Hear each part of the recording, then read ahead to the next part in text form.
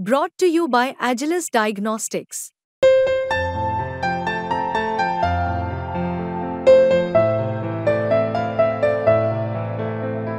Agilus Diagnostics. राज्यभरात भाजपची पडझड झाली असली तरी सुद्धा पुण्याचा किल्ला मात्र अबाधित राहिलाय आणि तो किल्ला लढवणारे शिलेदार म्हणजे मुरलीधर मोहोळ आता माझ्या सोबत आहेत। नुकतेच दिल्लीवरून ते परतले आहेत। वेगवेगळ्या खात्यांचा तुम्ही इथे चार्ज घेतला, राज्यमंत्री पद आता सांभाळायचंय। दिल्ली काय म्हणते? नवीन जबाबदारी आहे, सुरुवात आहे आणि माझ्या नेतृत्वाने माझ्या पक्षाने माझ्यावरती आज खूप मोठी जबाबदारी दिली आहे।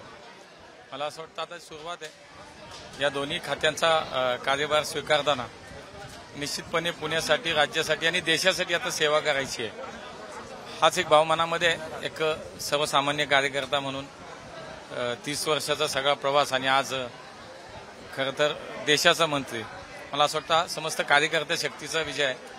प्रत्येक कार्यकर्त्याचा सन्मान आहे, प्रत्येक पुणेकराचा सन्मान आहे की पुण्याला 40 वर्षानंतर लोकसभेत निवडून दिलेल्या खासदाराला मंत्रिपद मिळतंय, म्हणजे पुण्याला मिळतंय।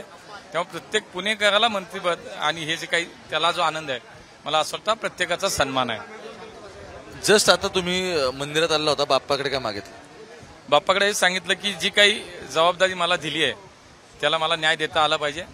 मला समाजातल्या प्रत्येक माणसाची सेवा करण्याची, देशभरामध्ये प्रवास करून देशाची सेवा करण्याची मला जी काही इच्छा, माझं जे काम मला करायचे, त्यासाठी बाप्पा तुझे आशीर्वाद असू दे। सगळे कार्यकर्ते म्हणतात अण्णांनी नशीब काढलं, पण हा खरंच नशिबाचा विषय आहे की तुम्हाला दिल्लीने काय सिग्नल दिला होता आधी की जबाबदाऱ्या मिळणार आहेत? मला काही माहित नव्हतं, त्यामुळे अनपेक्षित अशाच पद्धतीचा हा सगळा विषय आहे। तर मला असं वाटतं की प्रत्येक कार्यकर्त्याला ही भावना आहे की मी मंत्री झालोय, मला मिळालंय। पण एव्हिएशन सोबत आता तुम्ही सहकार खात्याचा सुद्धा कार्यभार सांभाळणार आहात। खरं तर तसा सहकार हा राज्यांचा विषय, पण मागच्या गव्हर्नमेंट पासून अमित शहा स्वतः ही सगळी जबाबदारी सांभाळतात।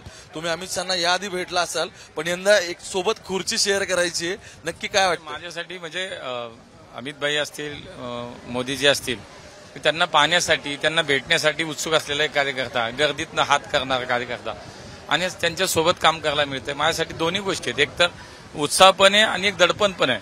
शेवटी काम करायला लागणार आणि काम करायचं आपल्याला, त्यामुळे आनंद याचा आहे की त्यांच्या मार्गदर्शनाखाली, त्यांच्या सहवासात आता काम करायला मिळणार आहे। दडपण याचंच आहे की शेवटी जबाबदारी खूप मोठी आहे, इतक्या मोठ्या माणसांबरोबर काम करायचंय, त्याचंही दडपण खूप आहे।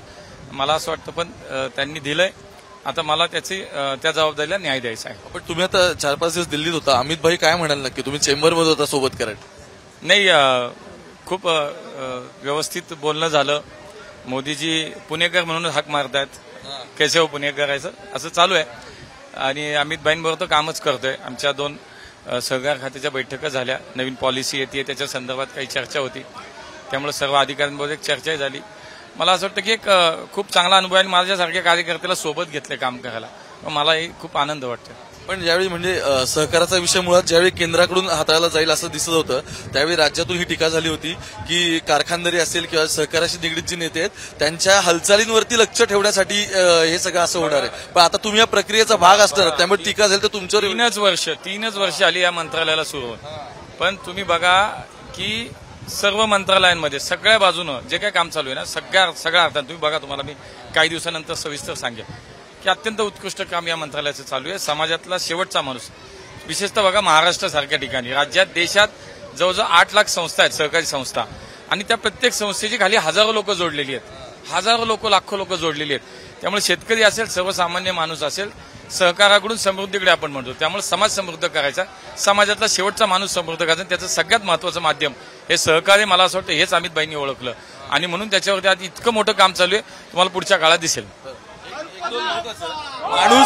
माणूस दिल्लीत गेला की समीकरण बदलतात असं म्हणतात। विनोद तावडे या सगळ्याचं तुमच्या पक्षातलं उत्तम उदाहरण आहे, त्यांच्याबद्दल चर्चा पण सुरू असतात। यापुढे तुम्ही दिल्लीत असाल, काय वाटतं? नाही, मला असं वाटतं मी कार्यकर्ताच आहे, आमच्या तावडे साहेब सुद्धा कार्यकर्ते आहेत, काही बदल झाला नाही त्यांच्यातही आणि काही बदल माझ्यातही होणार नाही। आम्ही लोकांच्यातली माणसं आहोत, तुम्ही बघा आताही लोकच आहेत सोबत, आम्हाला लोकांशिवाय काही नाही आणि त्यामुळे दिलेलं काम आहे, दिलेली जबाबदारी लोकांच्यासाठी आहे, लोकांच्या हितासाठी। बरं, आता पावसाळा जरी सुरू असला तरी दिल्लीतली थंडी फार चर्चेत असते, कारण दिल्लीची थंडी पोहोचली आहे। यापुढे त्याच थंडीत तुम्ही राजकारण करणार आहात, त्या राजकारणात सक्रिय राहणार आहात, तयारी झाली का? मला असं वाटतं की आता सरकारचा एक भाग आहे मी, त्यामुळे आता राजकारण तिथे तर नाही करू शकत, कारण मला असं वाटतं मी संघटनेच्या स्तरावरती निवडणुका म्हणून असतील तेव्हा राजकारण चालेल, पण आज मी एक सरकारचा भाग झालोय। सरकारचा भाग म्हणून मला असं वाटतं की आता समाजातला प्रत्येक माणूस त्याचं हित, समाजाचं हित, देश हित हे जपण्याचं काम माझ्यासारख्याकडून होईल. एक शेवटचा प्रश्न, यावेळी महाराष्ट्रात भाजप बॅकफुटर जर गेलेलं असलं तरी सुद्धा तुमच्या मंत्रिपदाचा पक्षासाठी आणि विधानसभेसाठी वोट इनकॅश करण्यासाठी कितपत फायदा होईल? स्वतः कार्यकर्ता आहे, त्यामुळे मी सांगितलं की मी कालही सांगितलं आज की मी कार्यकर्ता आहे आणि त्यामुळे काही झालं ते संघटनेप्रती निवडणुकीच्या वेळेला 100% खूप काम करावं लागणार आहे आणि काम करणार आहे आणि पुन्हा एकदा राज्यात महायुतीचं सरकार येणार. चलो, खूप खूप धन्यवाद. राज्यात पुन्हा एकदा महायुतीचं सरकार येणार असं मुरलीधर मोहोळ म्हणतात. अर्थात आत्ताच्या घडीला राज्यात भाजपची परिस्थिती जर आपण पाहिली तर बॅकफुटवर जरी पक्ष गेलेला असला तरी सुद्धा काही जागा मात्र भाजपने रिटर्न केल्यात. त्यातली एक पुण्याची जागा आहे आणि त्यामुळे त्या जागेचा आणि त्या जागेवर निवडून आलेल्या व्यक्तीचा सन्मान हा दिल्लीने यंदा ठेवला असं म्हणायला काही हरकत नाही. पण सगळ्यात महत्वाचं आहे की जी खाती ते सांभाळणार आहेत, म्हणजे पुण्याचा सिव्हिल एव्हिएशन त्यांच्याकडे खातं आहे, त्याचं सहकार खातं आहे, ही दोन्ही खाती कायम चर्चेत राहिलेली आहेत आणि पुण्याच्या अनुषंगाने स्पेशली पश्चिम महाराष्ट्रात जे सगळं सहकाराचं जाळ आहे या अनुषंगाने अत्यंत महत्वाची राहणार आहेत. येणाऱ्या काळात नक्की मुरलीधर मोहोळ यांचं राजकारण आणि भाजपला, पक्षाला या मंत्रिपदाचा काय एक्झॅक्टली फायदा होतो, वोट्स इनकॅश करणं असेल किंवा याच्या व्यतिरिक्त राजकारण साधणं असेल, या सगळ्यात काय फायदा होतो पाहणं अत्यंत महत्वाचं आहे. तुम्ही मुंबई तक पाहत राहा. येणाऱ्या काळात अशा घडामोडी असतील याच घेऊन तुमच्यापर्यंत पोहोचणार आहोत. मुरलीधर मोहोळ असेल किंवा बारामतीचं राजकारण असेल, पश्चिम महाराष्ट्रातले विषय असतील आणि संपूर्ण महाराष्ट्राचे विषय असेल, विधानसभेचा कल असेल, या सगळ्या गोष्टी घेऊन तुमच्यापर्यंत पोहोचणार आहे मुंबई तक. त्यामुळे मुंबई तक पाहायला विसरू नका. कॅमेरामन गोपाळ हरणे सोबत मी ओमकार वाबळे, मुंबई तक, पुणे.